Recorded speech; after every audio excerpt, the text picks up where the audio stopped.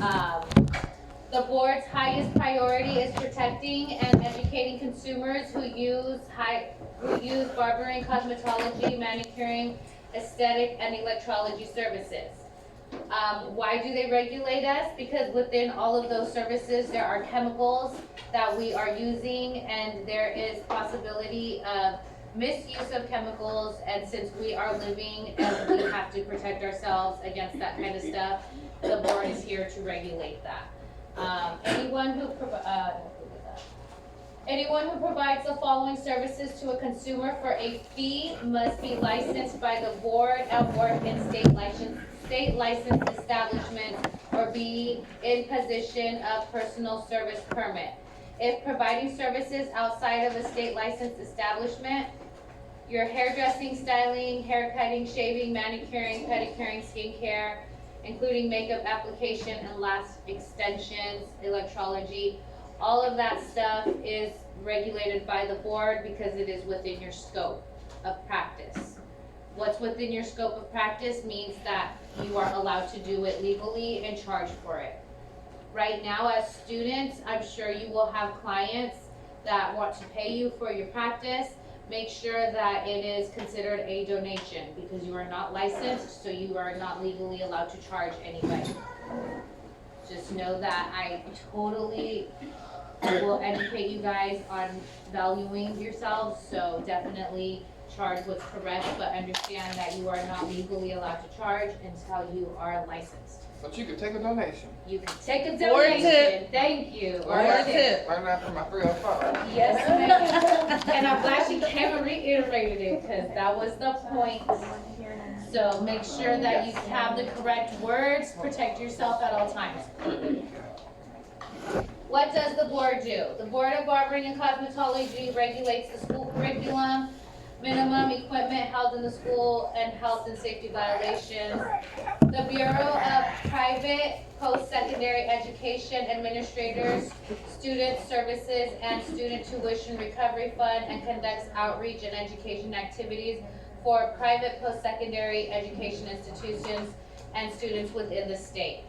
So basically, we teach you what the board requires, which is how to do things safely, and then within those practices, you get to choose what you want to specialize in, how much you want to learn. A lot of people are surprised to see that the board doesn't care if you can cut a straight line or not. Rather, they care, can you properly drape them and safely cut a straight line or not. What that line looks like is irrelevant to them. That's going to be on your creative ability. That's going to be on you to invest in your talent. The board cares about you doing it safely and correctly. Does that make sense? They regulate the health and safety and the coursework in barbering, cosmetology, and electrology schools. The board shares the dual oversight of approved schools with the Bureau of Private Post-Secondary Administrators, Student Services, and Student Tuition Recovery Fund, and conducts outreach and education activities for private post-secondary educational institutions and students within the state. The board regulates the school curriculum and the minimum standards for school equipment, administrators, the licensing examinations, and enforces health and safety regulations. Basically, they said all of that to tell you that the board makes sure that we're teaching you what's required, what they expect you to know, which is like what I said, the things that we need to know are how to perform the services safely, which services are within your scope, how to handle chemicals. That's what the board is here for. They have regulated each school just as much as they have regulated each salon to ensure that you are going to know how to do things safely. Safety first, it's the key word. Second to safety is cleanliness, because that is basically being safe. Being clean, having disinfection and sanitation done properly is what the board cares about above all. That's why we push cleaning so hard. That's why it is important to do it correctly. Many of you are surprised to find that you can be fined per hair.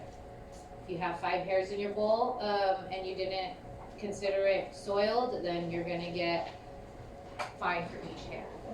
So just know the board is very, very serious about the regulations, and what they want us to teach you, honestly, above anything, is how to clean. How how to braid is irrelevant to them. What they care about is, Sanitation. did you use a clean brush when you parted that braid? That's what they care about, so. Understand the priorities here, and understand that a lot of the extra stuff is gonna be put on you. It's gonna require more investing, it's gonna require more classes, it's not gonna be all in here. What we are gonna do is prepare you for this test, the test that they have put together, so that you can be licensed.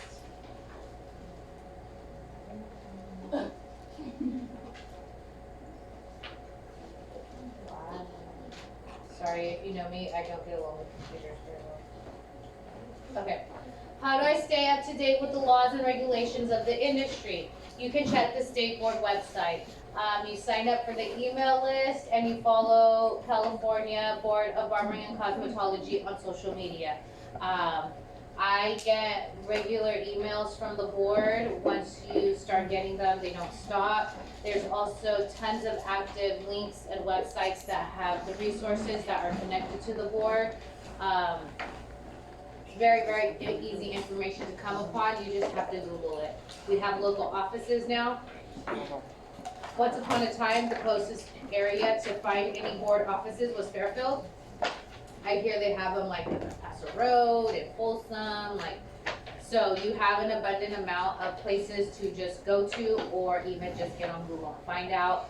There are many, many links connected with the board's page, so that you can have all the information and resources, because it's constantly evolving.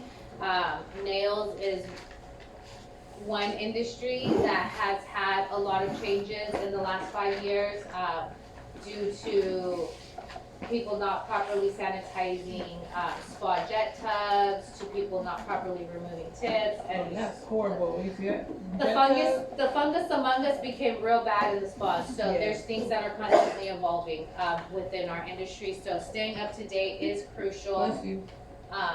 If you're not sure what you're allowed to do, or if you have questions about what you're allowed to do, or if you're gonna start a business and you need to know what your establishment requirements are, the board is where you go.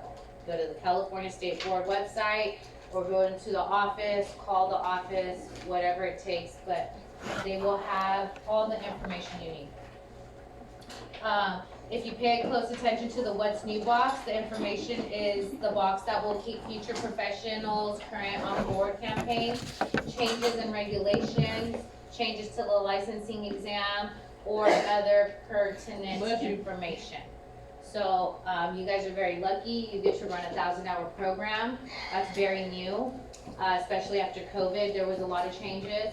Most people did 1,600 hours, so we cut out like a third of the program, so you guys are in and out much faster. You still have just as much stuff to learn. So it's gonna be really loaded some days.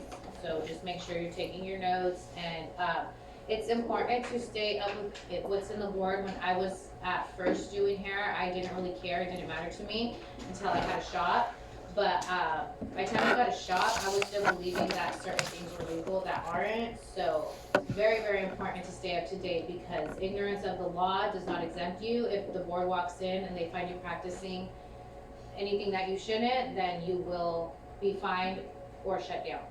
So just keep up to date with the state. They don't play. This is a typical page from the board, what it would look like if you logged in. I know this is probably hard for you guys to read, but it breaks it down really nicely. It's kind of artistic. It has tons of information. It kind of comes out as a newsletter. On this one, it has the address for our local place. Like I said, Del Paso Road, 2420 Del Paso Road. It has the website, which is www.barbercosmo.ca.gov. It has basically a list of complaints. The business board receives and responds to more than 1,600 consumer and industry complaints each year. 1,600 is a lot, and I feel like there's actually more.